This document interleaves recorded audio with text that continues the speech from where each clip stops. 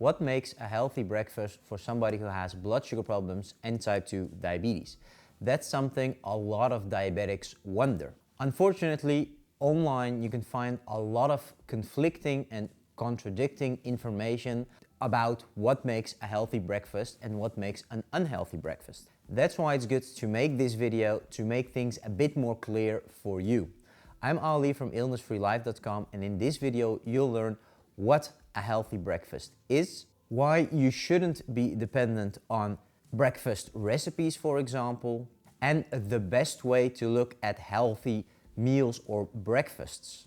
Before I start telling you what a healthy breakfast is and give you examples of healthy breakfasts, it's good to understand or know why you're looking for what a healthy breakfast is, or why you're looking for healthy recipes for a nice breakfast.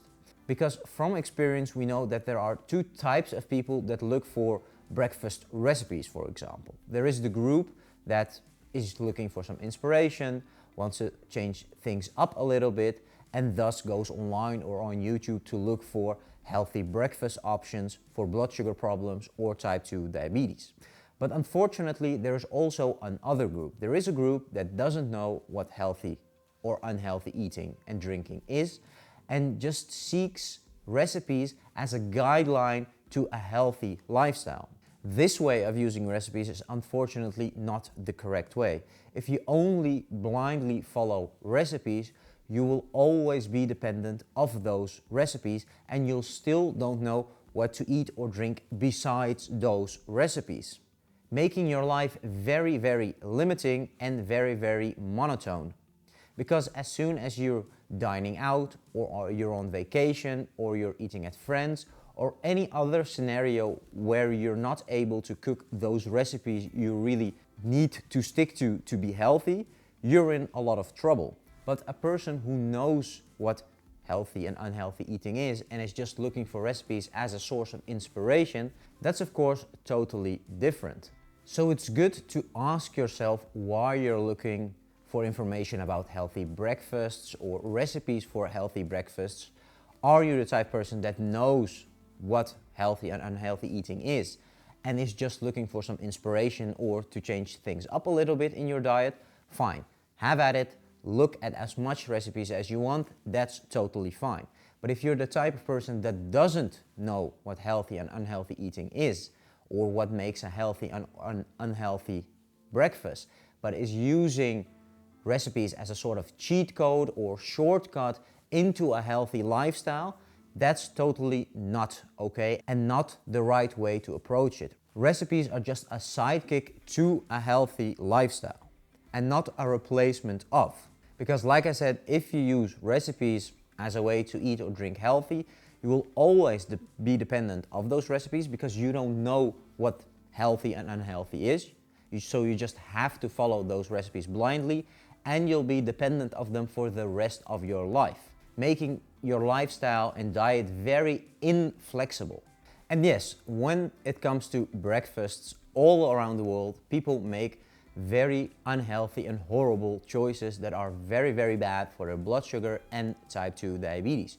Whether they choose cereals, cornflakes, white bread, sweet spreads, honey, sweetened yogurt, or whatever else that is either high in sugars, high in carbohydrates, or low in dietary fibers, it's all very bad for the blood sugar and their type 2 diabetes. Sure, if you eat one of these things from time to time, it wouldn't be a problem. But unfortunately, most people eat these breakfast or breakfast options on a daily basis. And if you do this year in and year out, you will eventually develop type 2 diabetes, or at least insulin resistance, leading to elevated blood sugar levels. And the major problem when it comes to breakfasts is that people either don't have the knowledge to make a good breakfast, or don't have the time and choose quick options, which are in 99.9% of the cases unhealthy options, or they are people who are being led by the marketing department of food producers, and these food producers tell them, oh, this is a healthy breakfast, or the packaging of that breakfast tells you it's a healthy breakfast. Unfortunately, it is not. There are some guidelines you can follow to make great and healthy options, but they're never because of the packaging or the marketing slogans of a food producer. And the best thing you can do is forget about the whole idea of an unhealthy and healthy breakfast.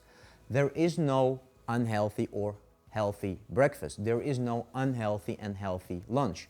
There are only healthy meals and unhealthy meals. That's it. If a meal is healthy as breakfast, it will also be healthy as lunch and as dinner. And the same thing goes for unhealthy meals. If a meal is unhealthy as breakfast, it will also be unhealthy as lunch and dinner. And to elaborate even more, there are no, for example, healthy breakfast options that for some reason are unhealthy as lunch or as dinner. What I'm trying to say is you should forget about the whole idea of categorizing your breakfast options, your lunch options, and your dinner options. You should look at the meal itself, and whether you eat that meal as breakfast option, lunch, or dinner, it doesn't really matter. There are only two types of meals or recipes on earth: healthy meals and unhealthy meals. And when you eat them and how you eat them doesn't really matter. This makes things a lot easier, because then we can discuss what makes an healthy meal. Because as soon as you know what makes a healthy meal, you can be creative in the kitchen with those guidelines and make your own healthy breakfast, lunch, dinner, or whatever you want. And there are three things you should consider when you're making a healthy meal. One, try to make it as unprocessed as possible. The more processed products you use or ingredients you use to make a breakfast, lunch, or dinner, the unhealthier it can be. Now, having said that, it doesn't mean that using unprocessed products or ingredients will always give a healthy meal. Honey, for example, or potatoes, or mangoes, or pineapple, or bananas are unprocessed natural ingredients. But unfortunately, they're not ideal composition-wise. Why? All the options I just mentioned are either high in carbohydrates and sugars or low in dietary fibers, and the majority of the things I mentioned are both. They're both high in carbohydrates and sugars per unit of weight and low in dietary fibers. And products that are high in carbohydrates and sugars and low in dietary fibers will be absorbed very quickly by the body, and you will absorb more of these carbohydrates and sugars of the product because there are no dietary fibers to slow them down, giving you elevated blood sugar levels and, in the long run, insulin resistance. So the first thing is use as much natural, unprocessed ingredients as possible, but be aware, not all natural and unprocessed ingredients will be healthy, but you're maximizing the chance of you making a healthy meal. Step two is by balancing the amount of healthy fats, carbohydrates, and proteins. You don't want a diet or meal that is predominantly made from one macronutrient. For example, a meal that is almost only made out of carbohydrates and sugars. For example, a cereal-based breakfast. That is 80% to 90% carbohydrates and sugars, which means you're not getting enough healthy fats or proteins through things that have little to no effect on your blood sugar and type 2 diabetes, but also satiate a lot if you ingest them. So you want to have balanced meals that contain both healthy fats, proteins, and a healthy carb or sugar source. And step three, you want to try to maximize dietary fiber content in meals. Dietary fibers will make every meal, every product healthier and better for you. One part because they slow down the absorption of carbohydrates and sugars, which is good. They also limit the amount of carbohydrates and sugars you absorb from that meal in total, which is always good. And dietary fibers are a good source of nutrients for your gut flora, which is always a good thing. So when it comes to breakfast options, meal options, there are always three things to consider. One, keep it as unprocessed and natural as possible. Find a good balance between healthy fats, proteins, and the carbohydrates, and try to maximize the dietary fiber content of each meal. If you do that, you will always have healthy meals. And whether you eat those meals, again, as a breakfast, lunch, or dinner, it doesn't matter. a healthy meal is always a healthy meal. To make these tips a bit more practical, I'll give you 5 breakfast recipes that follow these guidelines and are automatically a good option to consider as breakfast, but they're also good as lunch or as dinner. But before we do that, do you like this video and want to receive more of these videos? Don't forget to give us a like and subscribe for free to this YouTube channel. That way you'll never miss a video we publish and you'll help us reach more people to improve their blood sugar and type 2 diabetes. And now back to the rest of the video. Breakfast option 1, low carb bread with eggs and vegetables. We've discussed bread, blood sugar problems and type 2 diabetes in the past already. If you want to see that video, click here, link of it is also in the description of this video. But to summarize, not all bread types are great to eat. Or to be more specific, the majority of bread types you can find are not great to eat. The only options that are healthy or tend to be healthy are rye bread, whole wheat bread, and the best option, low carb bread. Low carb bread has low amount of carbohydrates and sugars per unit of weight and a super high amount of dietary fibers per unit of weight. Often it also has a decent amount of proteins per unit of weight, which makes it a good base to start with. Now, you can do a lot of things with low carb bread, for example, but you don't want to make it sweet. A person with blood sugar problems and type 2 diabetes tends to be a person that has a weak for sweetness, so using sweet tasting products on your bread is far from ideal. It's always better to make your meals savory, whether it's your breakfast, lunch or dinner. Savory options are 9 out of 10 times healthy. Sweet options, on the other hand, are 9 out of 10 times unhealthy. And when you eat, for example, low carb bread with eggs and raw vegetables or cooked vegetables, you get a complete meal. 1, it's very unprocessed. I mean, you could only make the argument that the bread is somewhat processed. 2, it has a great combination of healthy carbohydrates from the bread and vegetables, healthy amount of proteins from the eggs and a bit from the bread, and a healthy amount of fats, predominantly from the eggs. And it contains dietary fibers, both from the bread and from the vegetables. Whether you cook your eggs sunny side up or an omelette with the vegetables in it, it's all up to you. But for example, as a quick breakfast, some low carb toast with some eggs and some vegetables, even frozen vegetables, are a good healthy option for people with blood sugar problems and type 2 diabetes. And again, you can eat this as breakfast, but also as lunch and also as dinner, because it's a healthy meal with a healthy composition. Breakfast option 2, full fat yogurt with nuts and some fruit. Again, here we have a meal that has a good composition all round. It contains healthy carbohydrates from fruit. It has decent amount of proteins, both from the yogurt and the nuts, and it has a decent amount of fats from the yogurt and the nuts. Now, when it comes to fruit, it can be somewhat of a minefield if you have blood sugar problems and type 2 diabetes. There are a lot of fruits you can eat, but there are also fruits you definitely want to avoid if you have blood sugar problems and type 2 diabetes. Fortunately, we've made videos about both of them in the past. If you want to see the healthy options, click here, and both video links are in the description of this video. But to give you an option, berries tend to be the healthiest or best options when it comes to fruit. Strawberries, blueberries, raspberries, and many, many more. Grab some full fat yogurt, add nuts to them. Which one you choose doesn't really matter. There are no unhealthy nuts. It's just a question of good, better, best. And when it comes to fruit, like I said, berries tend to be the best option. And when we're talking about a yogurt meal, adding berries to them is also the most practical option. Stir the yogurt, the nuts, and the berries, for example, and you have a quick, healthy meal. And again, whether you want to eat this for breakfast, lunch, or dinner, it's healthy all the time. Breakfast option 3, an oatmeal-based breakfast. Oatmeal is an okay product to eat if you have blood sugar problems and type 2 diabetes. Yes, it contains a lot of carbohydrates and sugars per unit of weight, but if you find the right source, it also contains a lot of dietary fibers per unit of weight, which balances things out a little bit. This option is predominantly for people who are used to eating cereals or cornflakes in the morning and associate a breakfast with something you eat with a spoon that is somewhat watery or juicy.